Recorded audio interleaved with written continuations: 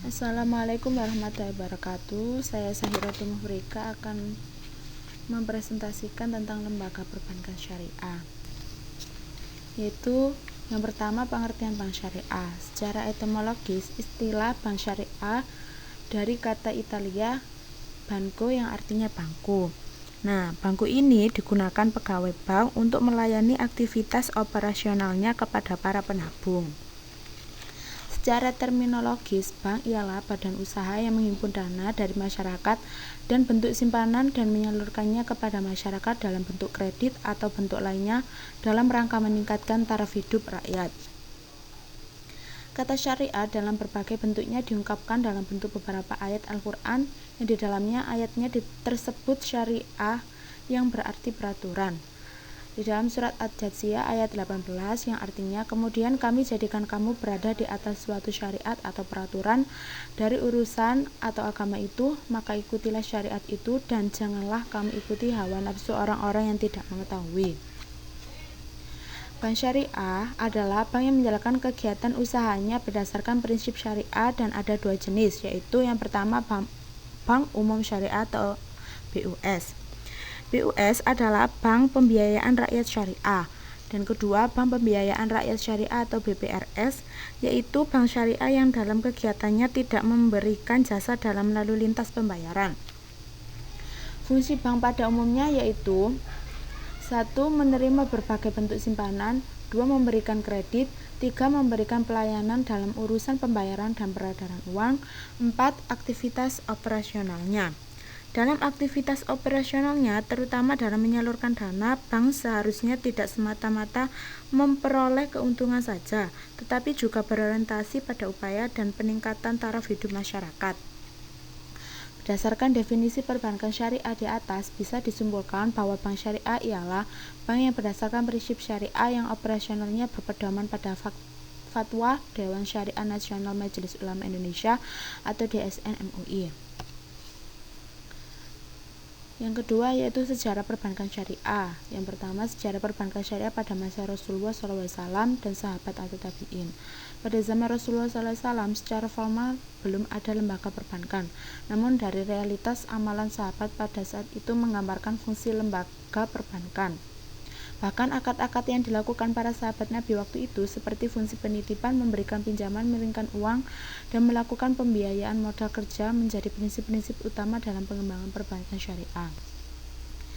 Yang kedua, sejarah perkembangan perbankan syariah tingkat internasional, yaitu yang pertama City Islamic Bank of Bahrain di Bahrain, yang kedua Dubai pada tahun 1975, ketiga Pakistan 1979, keempat Kuwait 1977, kelima Bahrain 1982, keenam Malaysia 1983, yang terakhir yaitu Iran 1984.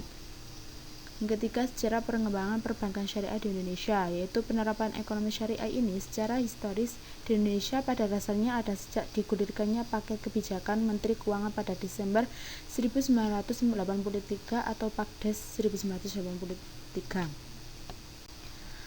Yang C, dasar pemilikan pembentukan bank syariah, yaitu pengharaman riba dalam Al-Quran bersifat bertahap pada 4 tahapannya, yaitu surat Ar-Rum yang menjelaskan tentang bahwa Allah membenci riba. Yang kedua surat An-Nisa bahwa surat ini menjelaskan larangan riba bagi kaum Yahudi. Ketiga surat Al-Imran ayat 130 menjelaskan mengharamkan secara langsung praktik riba. Dan yang terakhir surat Al-Baqarah ayat 275 sampai 280 yang menjelaskan tentang pengharaman riba secara keseluruhan pada praktik riba baik sedikit maupun banyak. Akibat riba ada 4, yaitu riba dapat menimbulkan permusuhan, kedua dapat menimbulkan metalis pemborosan, 3 riba merupakan salah satu cara menjajah dan eksploitasi, dan yang terakhir yaitu mengakibatkan kebangkrut usaha. Dan yang terakhir yaitu asas, tujuan, fungsi perbankan syariah. Prinsip syariah yaitu riba. Riba yaitu penambahan pendapat secara tidak sah atau batil antara lain dalam transaksi pertukaran barang sejenis yang tidak sama kualitas, kuantitas, dan waktu penyerahan. Yang kedua, maisir. Maisir yaitu transaksi yang digantungkan kepada suatu keadaan yang tidak pasti dan bersifat untung-untungan. ketiga yaitu gharar, yaitu transaksi yang objeknya tidak jelas, tidak dimiliki, tidak diketahui keberadaannya, atau tidak dapat diserahkan pada saat transaksi dilakukan kecuali diatur lain dalam syariah. Keempat, haram, yaitu transaksi yang objeknya dilarang dalam syariah. Dan yang terakhir yaitu zalim, yaitu transaksi yang menimbulkan ketidakadilan bagi pihak lainnya. Yang B, demokrasi ekonomi adalah kegiatan ekonomi syariah yang mengandung nilai keadilan, kebersamaan, pemerataan, dan kemanfaatan.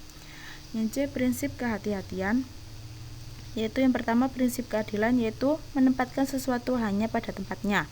Yang kedua, prinsip keseimbangan, yaitu meliputi keseimbangan aspek material dan spiritual. Yang ketiga, prinsip kemaslahatan, yaitu segala bentuk kebaikan yang berdimensi duniawi dan ukhrawi.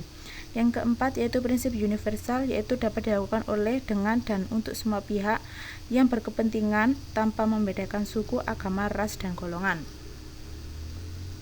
Tujuan perbankan syariah adalah tujuan perbankan syariah yaitu menunjang pelaksanaan pembangunan nasional dalam rangka meningkatkan keadilan, kebersamaan, dan pemerataan kesejahteraan rakyat.